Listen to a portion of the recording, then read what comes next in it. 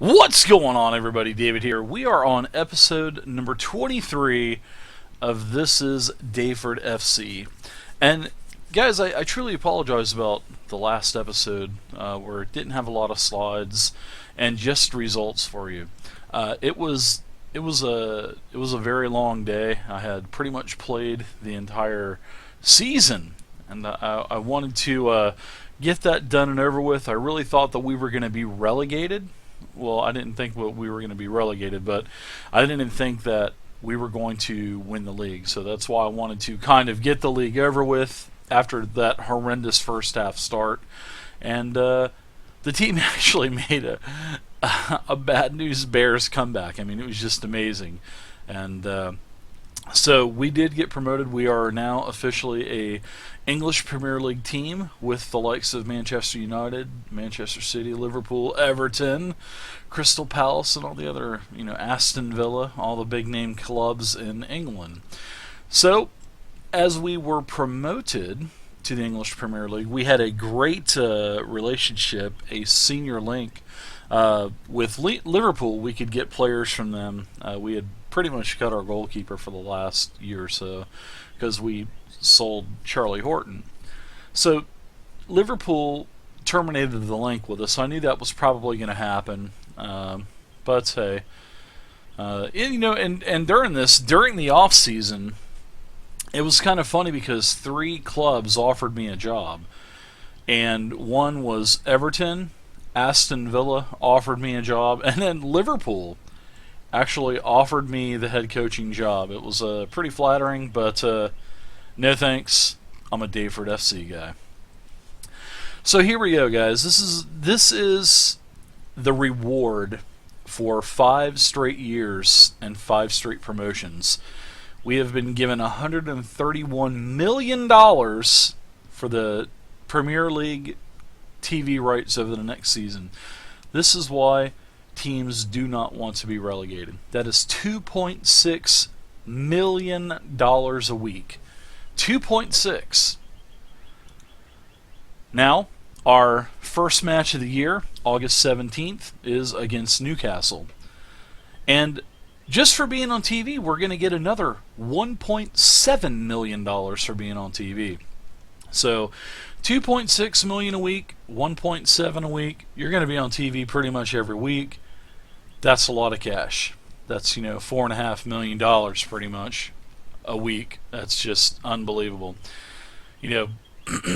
I got $5 million probably total over the first 5 years of Vanarama South, Vanarama National, Skybet 2, 1, and Championships. So, yeah, crazy, guys. Crazy amount of money. So, we released 22 players between our first team and our youth program. And we let go of a lot of players that we had for, multiple years, like we had done the year previous. So, we had let go key players like Matty Taylor. He scored a lot of goals for us, but he's gone on and found a new team now. Abu Agogo, he had a couple great years for us in the center midfield, and he's moved on and found another team. And that was nice to see them actually pick teams up pretty quickly. Now, we did sell a player. We did transfer one up as the summer window came about. We actually picked up Jack Whatmow. He was a free transfer last year. We had picked him up from Portsmouth, and we actually sold him for $450,000 to Ipswich. So really nice. I'm glad that we could have worked that out. I mean, $450,000 isn't a whole lot, especially when we're raking in, that Premier League money. But hey, if we have the opportunity to sell a player, we're going to do it. As long as we're coming out ahead, that's fine with me. All right. So along with releasing of players, and I'm gonna show you all the new players and our payroll and all that stuff in just a second. But now that we have a really nice income, we are going to take advantage of upgrading a lot of the facilities. So first off, we've got a stadium expansion going on. a massive stadium renovation. We have to have 12,500 seats in the English Premier League, and our stadium only currently has 7. So we are having a lot of seats put on. Well, we are going to have an enclosed stadium. Our field was in pretty bad shape. Well, our pitch was in pretty bad shape towards the end of last year. A lot of teams were complaining about it. So we've had the field relayed, and we've also had the soil warming system put into it, because that's another requirement to be in the English Premier League. So we're going to have heated soil as well. All right, so along to go with the field overhaul, the under soil heating, the stadium renovation, thousands of more seats being put in to reach the minimum. We are having some new facilities worked on. This is the second time we are upgrading our club's facilities. It's costing us $2.8 million. That's a week's worth of Premier League. We are having our youth facilities. We've already got some great youth facilities now, but we are upgrading them again. The cost on that is pretty costly at $6 million, but it's not a problem. So our youth facilities and our training facilities will be done by October of next season. Now, here's a couple screenshots of our stadium renovation. We played Leicester City in our first friendly to start the new season, and as you can see, here's our stadium being basically built. Pretty cool. I've never seen that before. And then here's the other side of the stadium. Now, we've had a season ticket update. This isn't the final season ticket update, but last year we sold, 4,600 season tickets. Look at this. This year we're probably going to sell 9,600 season tickets.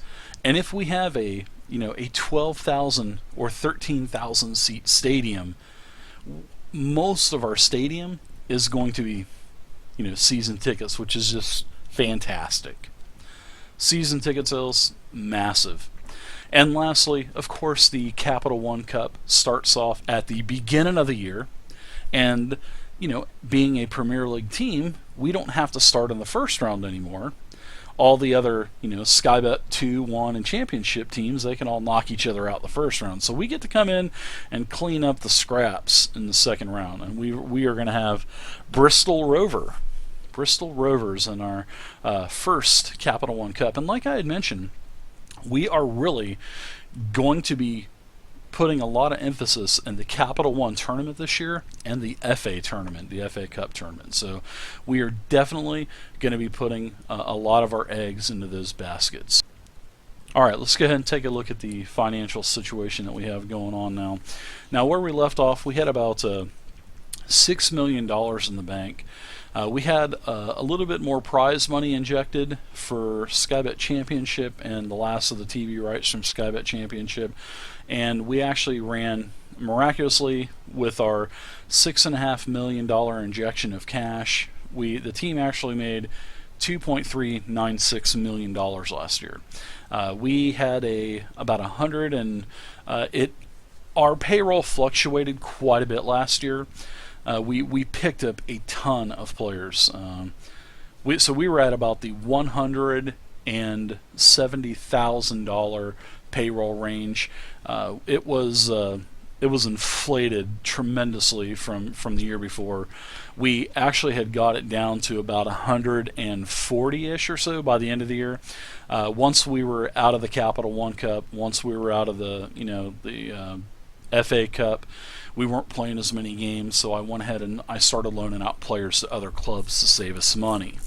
So, yeah, that was but you think about it, our payroll was $150,000, $160 at its peak, and that's nothing, guys, compared to QPR. They have a $800,000 or $900,000 a week, and even right now in the Premier League we're at $675,000 a week. And there are Sky Bet Championship teams that have a lot more payroll than us, especially the Norwiches and stuff like that, which they're actually hurting because they're actually giving away their players pretty cheaply, and I'll show you in just a second. So seems like there's always a big transfer of players between Championship and Premier League. Depends on who's getting promoted and whatnot. It seems like all the teams that get relegated, they're just pawning off all their big money players because they just can't afford them anymore. So it's like the same players kind of ping pong back and forth every year, it seems. So, like I said, we had a really, really, really low payroll last year. We probably had the lowest, I would say we probably had the lowest payroll in Skybet Championship, and we came in second place. That second half run, I just could not believe it when we went to a more of a countering, because we didn't have the quality they had. We just simply didn't have it. So we went to more of a countering 4-4-2. It made all the difference in the world, and I just could not believe the results that we got by the end of the year. So, all right. So we are at an overall balance of $18.4 million right now. We are getting $2.5 million a week basically right now. We're 2 weeks in. It's August 14th, and here is $5 million for the TV revenue, and then we'll get more. We'll get that 1.7 when we're on TV. Crazy, guys. I mean, the amount of money that you make in the Premier League is just ridiculous. It just now we can go for big players, where we couldn't before. And even though I'm a Premier League team, I've tried to talk to a few free agents out there that have been dropped by the likes of Liverpool, Manchester United, Manchester City, and they're not even interested in joining the team because we're probably considered a relegation team, and we're going to join the likes of Hull and Ipswich and stuff and just be relegated every year up and down, like the Norwiches and other teams like that. So if we can stay up a year, 2 years, we should be getting massive boost in the quality of players that we're going to have, and then that's when we can start going for mid-table finishes, Europa, Champions League. So yeah, it's pretty crazy. All right, so like I said, we have a $700,000 payroll budget. We're spending $675,000. We have a complete squad. I mean, we have a really nice squad. We still have $11.2 million in transfer, and as the season goes along, we get more and more money. And guys, we haven't even played our first game yet, and we already have $18 million in the bank. And we have facilities being upgraded, stadium expansion. I mean, guys, it is like unbelievable. So, finances looking really good. Here is the status on all of our construction. Here's our expanding of the grounds. It'll be done next month. So we've actually got only 1 month to go, and our stadium will be expanded. Over here on the right-hand side, we picked up another affiliate club. We have Eastbourne Borough that we had picked up. We send a lot of our 17 and 18-year-old kids to Eastbourne Borough. They get a lot of first squad experience there. And we just picked up Cambridge. They are a Skybet 1 team, and we have linked our scouting networks together. And we're also, sending players, our higher quality players, the 20 and 21-year-olds to Skybet. So we've got a pretty good affiliate link going. I'm probably going to get a couple more. I'm probably going to get one overseas in Europe somewhere, and then I'll probably get one in the United States and MLS. So I'll get as many affiliate clubs as I can have. Our staff is totally different. Where we left off last year, we had all of our staff, their contracts were expiring. This was the massive portion of time to get all of this stuff corrected. Well, not corrected, but to get all of our replacements. We had a lot of the same coaches for 4 years, and we basically just upped the quality of our staff. That's basically what we did. We've got 2 more physios now. We've got a total of 5 physios. We have last year we had just 3 scouts. We now have a total of 10, and we are now scouting worldwide, which is a good thing. And you can still see our scouting compared to the rest of the Premier League is just basically average. So at the end of this year, once we got a pretty good amount of money, I see what kind of money that we're going to be paying out for payroll for our staff, which is probably our staff was $100,000 a month last season, and I'm sure it's probably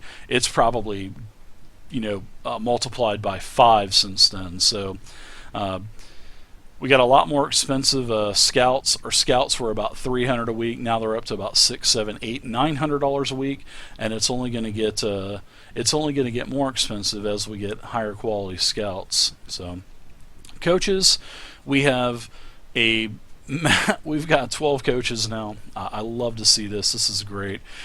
We've got a new assistant coach in DRIVETHRU. We've got 3 coaches. We're probably going to bring on 2 more coaches. We're going to bring on a tactical coach, and we're going to bring on a defensive coach. We have a total of 4 fitness coaches, and the fitness coaches, they help in the 18s and 21s as well. So we have the best fitness program in the league now. We have a couple goalie coaches, really nice. And we also have a great head of youth development. We just signed Adam to a new contract. Our football director is Michael Townsend. So let's take a look at our 21 team. We have a full staff for 21s now. We have a new head coach. Look at that, Rio Ferdinand from Manchester and West Ham. Yes, we have the Rio Ferdinand working on Daveford FC. He is our under 21s coach. I don't know how. He's very expensive at $2.6 a week. It's probably just because it's the name Rio Ferdinand, because his stats aren't really that well, but he has good discipline, and he has, which is surprising to me, because he always seemed to be a joker every time I remember watching documentaries and stuff on him.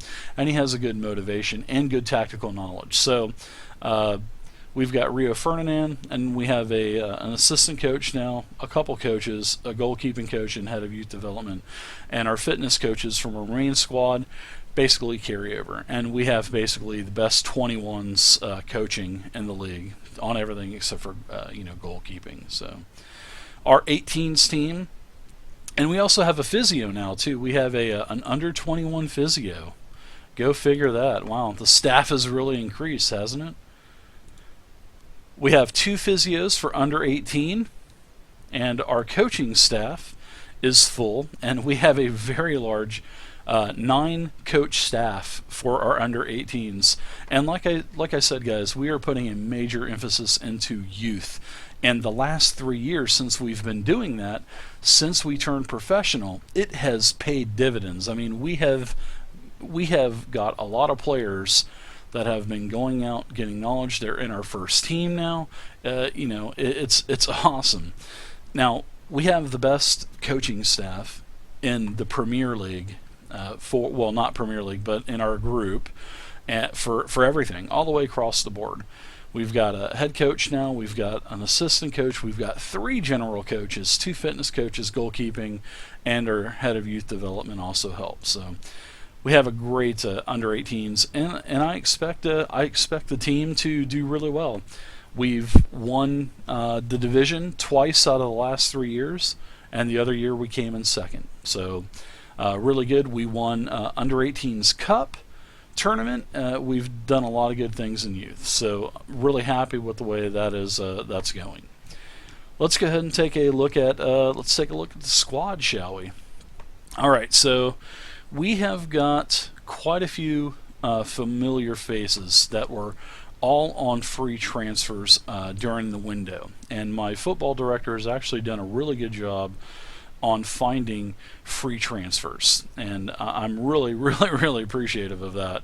Now, we have Alex Hall. He's one of our academy products. He's got great maximum potential, and he's now worked his way into the first squad. He's been with our team since he was 16 years old, and he's almost there to where he's going to start starting for us in the next couple years. So he's going to be getting mentored by Sergio Alvarez, and you guys know who Sergio Alvarez, if you're a soccer fan, if you're a football fan. We picked him up from Manchester United on a free. He is one of our most expensive players. He's $42,000 a week. Now remember, guys, we had players. Our most expensive player last year per week was Robert Snodgrass at $17,000 a week. Well, we are paying a ton of money. It literally looks like we have a huge payroll now, and we don't really have that huge of a payroll because our highest paid player is in the 50ish range. So we're paying a lot more than what we were, but we're still not paying anything to where we're going to be in the next couple years. We're going to have players making $100,000, $125,000 a week here in the next couple years. So, but the quality of those players are going to be much, much, much better than what we have now. So we've got Sergio Alvarez. We had to sign Alex Hall to a new contract. As soon as we hit Premier League status, all of the players that stayed automatically requested new contracts, and they deserve it. And I have no qualms giving them more money. They deserve it. They got us to the Premier League, so I have no problem with that. So Alex Hall, he went from about a $750 youngster contract or a hot prospect. Well, he was a youngster. Now I've got him on I think it's hot prospect, and he's making $8,200 a week now, which is 10 times what he was making. Liam Hegarty, he's been our our right defender for the last 2-3 seasons. This is his third season now. He was making 2,000-3,000. No, I think actually he was one of our higher paid players. I think he was about 7,000 or 8,000. He's now got a pay raise. He's making $31,000 a week now. Richard Smallwood, a new acquisition that we made on a free transfer. We are paying him $25,000 a week. All right, we picked up John Flanagan. Like at the end of last episode, we paid $875,000 in a transfer fee from Norwich City for him. He's very versatile in the back. He's solid. He's a great tackler. Doesn't get a lot of yellow cards. He can get pissed off once in a while. He plays on the right and the left, and we're paying him $27,000 a week. Jason Pierce, we gave him a new contract. In fact, no, we did not. He was one of the players that was making $10,000. He's got next year. We'll redo his contract next year if we still keep him around. Jerome Benham-Williams, he's another one that's in his third year of his contract. He's making $10,000 a week. He was one of our more expensive players last year, and he still has a year left. He hasn't asked for a new contract. So one of our best acquisitions of the summer is Stephen Calker. He is a defender. He is also currently, right now, he's on loan at Liverpool. But in our game, he is a center defender. He was released from Queen's Park Rangers, and we picked him up on a free, and he is getting paid $53,000 a week. That's a pretty good chunk of change. Kenny McDonald, one of our youth products. He has come up through our youth system. He's done really well. He's still got potential to unlock. We gave him a new 2-year deal, a hot prospect deal, and he was at I think he was about $800 a week. He's up to $5,500 a week now. Another great pickup for us was Jerry St. Just. I think that's how you say his name. He's a central defender, basically tying up that middle with Stephen Calker. We're paying him $42,500 a week. Yun Suk Young, we picked him up on a free transfer, and we almost didn't get him. We got lucky and got a work visa from him because he's from Korea. So we got him at $33,500 a week. He was over in Italy playing somewhere, and we got him on a free transfer. I think he was in the Premier League at one time. Mark Pugh, we picked him up. He is a winger for us. I believe he played for Bournemouth, and he is making $19,500 a week. And Mark Pugh, I think this is going to be probably his last couple seasons. We did sign him for a 2-year deal. I believe he's in his mid-30s right now. So, yeah, he's 33. So, Mark Pugh's pretty much going to finish his career. I don't know if he's going to get a lot of playing time, but we have him because he's versatile. He can play on the left and he can play on the right, and he is serving a backup role, and he knows that. So, Jamie Hansen, one of our midfielders, we re-signed to a new 2-year contract, paying $25,000 a week. Ben Pringle, another midfielder, well, our $22,000 midfielder that we picked up 3 seasons ago. We are paying him $21,000 a week. I think he was at $8,000. He got a nice raise. Matty James, he's making $14,000 a week, and his contract comes up next year. Robert Snodgrass, he was one of the ones that immediately asked for a raise. His salary was doubled, he's making more than double what he was last year. He's up at $36,000 a week now. John Arango, he wanted a new contract.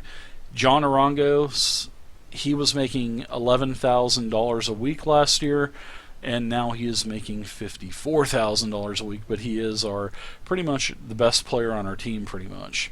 Now, we did pick up Odion Igalo. Igalo is a very good player in real life. He's on Watford right now with Troy Deeney. They are the strikers that do really well there.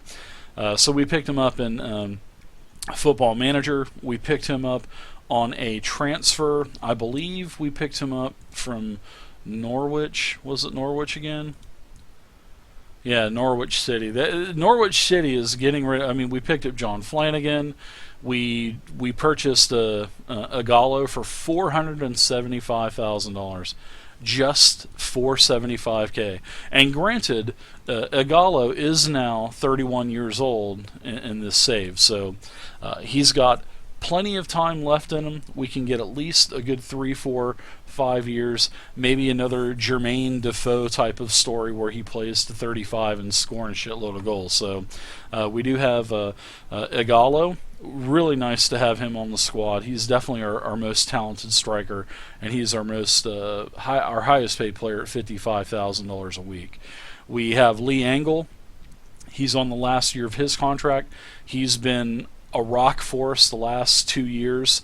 We purchased him from Peterborough a couple years back for $1.3 million, and he's already made that back and then some. So he's in the last year of his contract.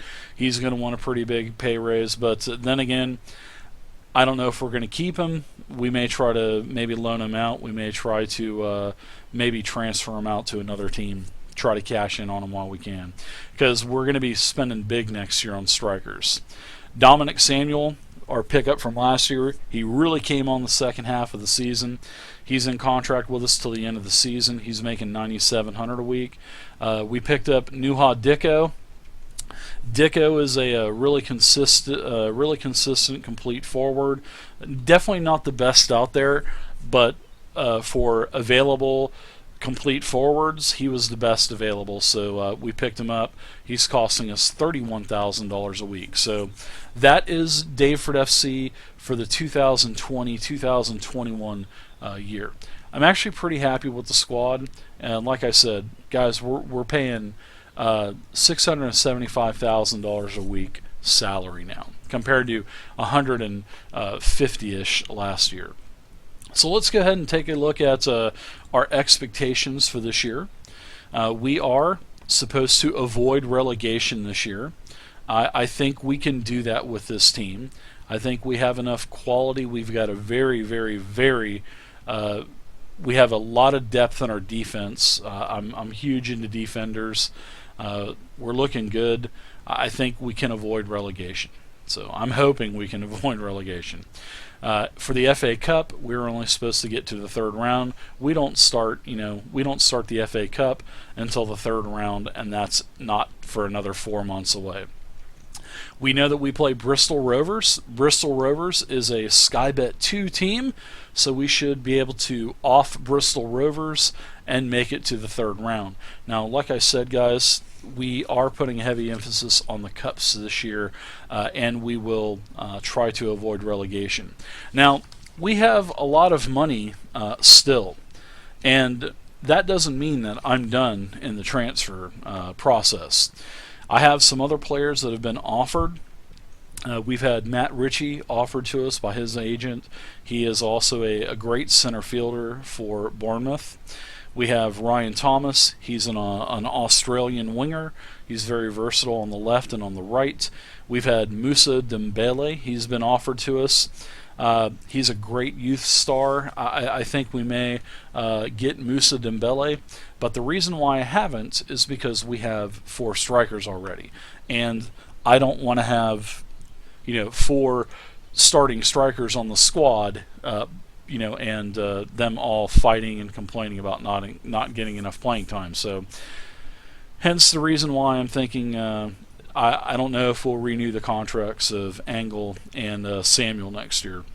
Dicko will probably go to more of a backup role next year, but Igalo, I really think that he's going to have a great year this year. So, guys, gals, let's go ahead and take a look at the schedule now. We have had some games already. As you can see, we had a huge preseason. Usually I don't do a lot with preseason, but this year we did. I brought the lads in. I think I brought them in for 5 or 6 weeks early. We played some pretty damn good teams. We played Leicester. We drew. Actually, we were up 2-0 on Leicester at home, but I guess all the dust from the construction didn't really kind of started getting in our eyes, and so we ended up drawing against Leicester.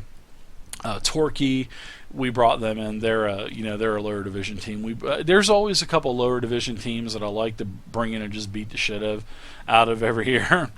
Reading, they're a championship team. We beat them 4-2. Rangers, they're from Scotland. We brought them in 4-2 victory. Wycombe, we beat them 3-0.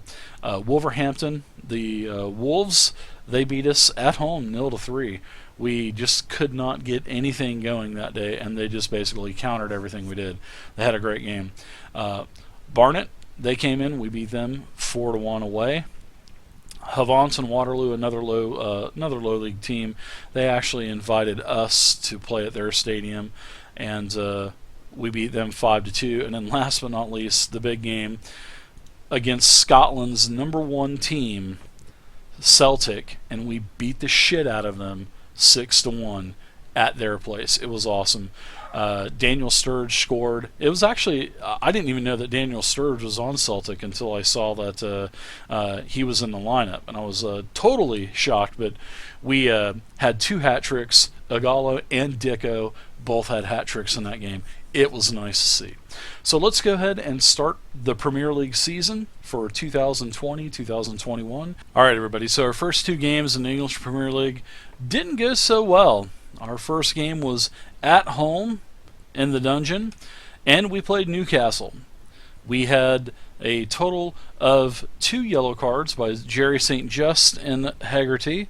We had a total of 13 fouls. Ball possession was down the middle, 50-50, and we lost 0-2. Player of the match was Willian. He scored both goals for Newcastle. Our team, we had really nothing to write home about.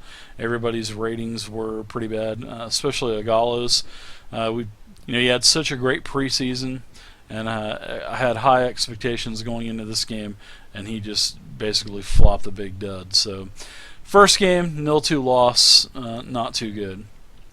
Second game, a couple days later, we went to Crystal Palace, and we went to Selhurst Park, where we lost 2-4, and we dominated ball possession in this game, and we had a total of 13 fouls, and Hegarty was booked again. So there's 2 games, 2 fouls. I don't know what's going on with Hegarty, but he did such a good job last year controlling the yellow cards, and this year he's off to a bad start. So Richard Smallwood, he scored our goal.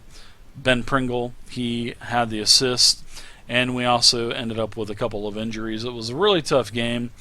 Jamie Hansen, we had to sub him out. He got hurt. Also, Matty James, he's out for a good while. Just off to a bad start, guys. The injury bug hit us. John Arango's still away on international duty, so the midfield is definitely hurting right now. So that puts us in the standings in 18th place. We are a relegation team right now, but it's only 2 games, guys. We have 44 games to go, and I have the utmost confidence in this team that we'll be able to, survive relegation. Now, I am going to be picking up probably a couple new faces for the midfield and for the winging role. I am going to be taking a look at, we have a couple free agents available to us. We have, let's see, here in the scouting section, it looks like I've put a bid in on Connor Cody. He is a great defensive midfielder, basically a ball-winning midfielder. He plays for Hull. I've put in about a $5 million bid on him. And also we have Joe Allen from Liverpool, the ex-Liverpool midfielder. He is also available as a free agent. And where is Joe Allen? He's somewhere around here. But anyways, he's a free agent as well, and I'll be looking to pick him up for a midfielding position. So there he is right there. Joe Allen, free agent. He's probably going to cost a lot of money. There's no teams interested in him, so that's a good thing. We will go ahead and give him an offer. He's probably going to cost us, I'd say, $50,000-$60,000 a week. So we definitely need to bolster up we have to bolster up the middle of the field. And I think bringing in Connor Cody and Joe Allen, I think that will solve our problems for us. And, like I said, the goal is to get Robert Snodgrass back on the left-hand side. He's left-footed. I've been playing him on the right side for over a year. So it's time to get him back on the left, and we're going to bring in somebody for the right. So I'll have to find a right winger. So there's going to be some purchases. We're going to have an inflated roster. We'll try to send some people out on loan. Even if we have to pay the salary, we'll still get them out. We'll get them some first-team football. We've got striker issues. I don't know if Igalo. Hopefully Igalo is going to turn it on pretty soon. We'll have to see. Dicko, he's also had a very poor first couple of games.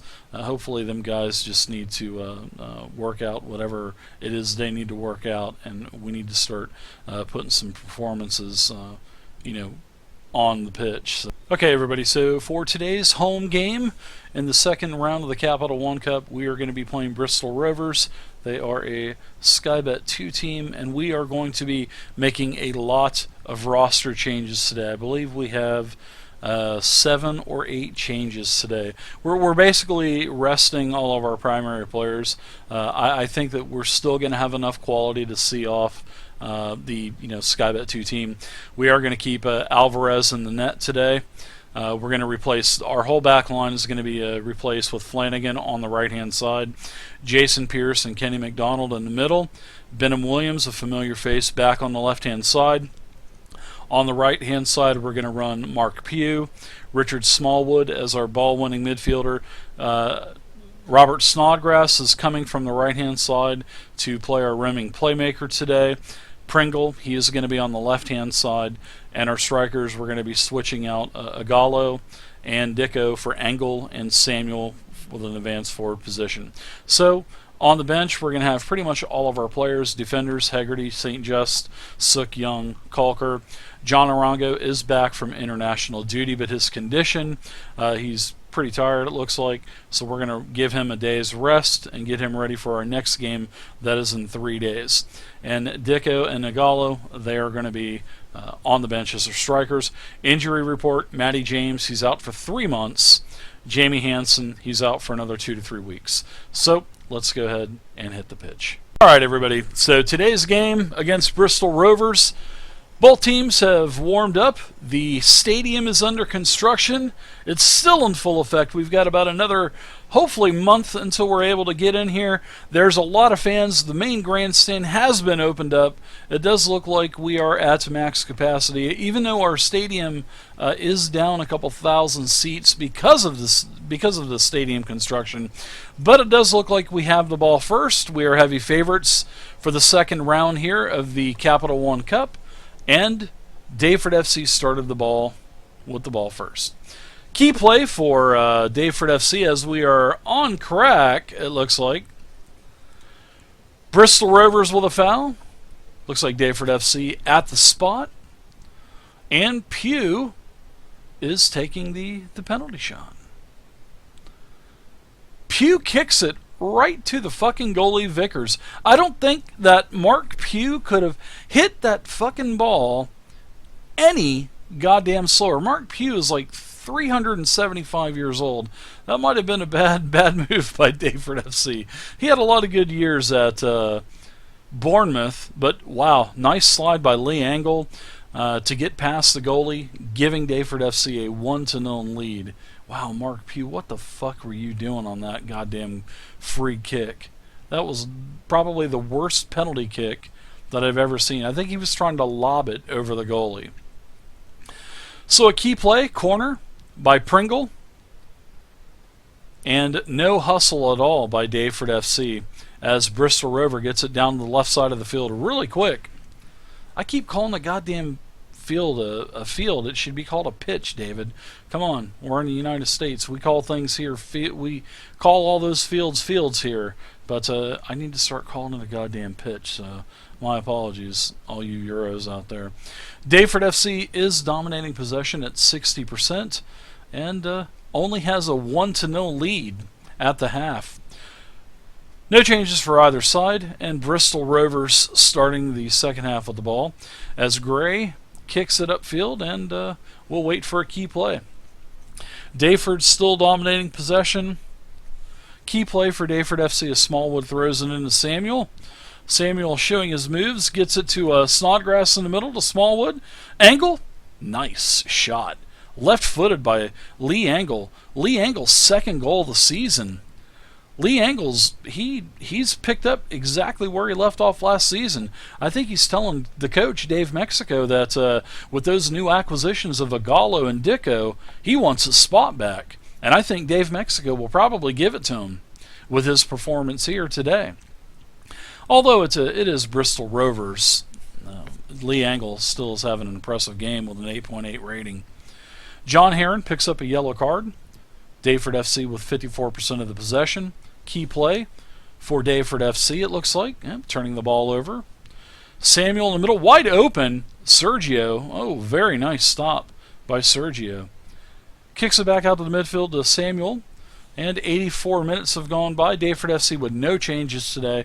Dave Mexico said that he's going to save all of our players, first-team players, for the upcoming game in the Premier League. Benham Williams on the left kicks it in, and Angle almost gets another goal on the day. Pringle corner kick.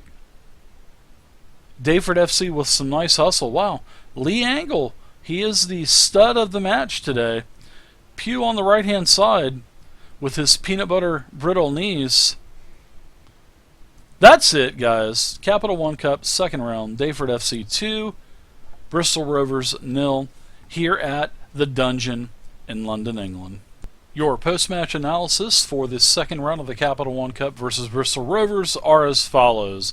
Daveford FC dominating possession at 56%, 8 fouls and 0 yellow cards. That's a good thing to see.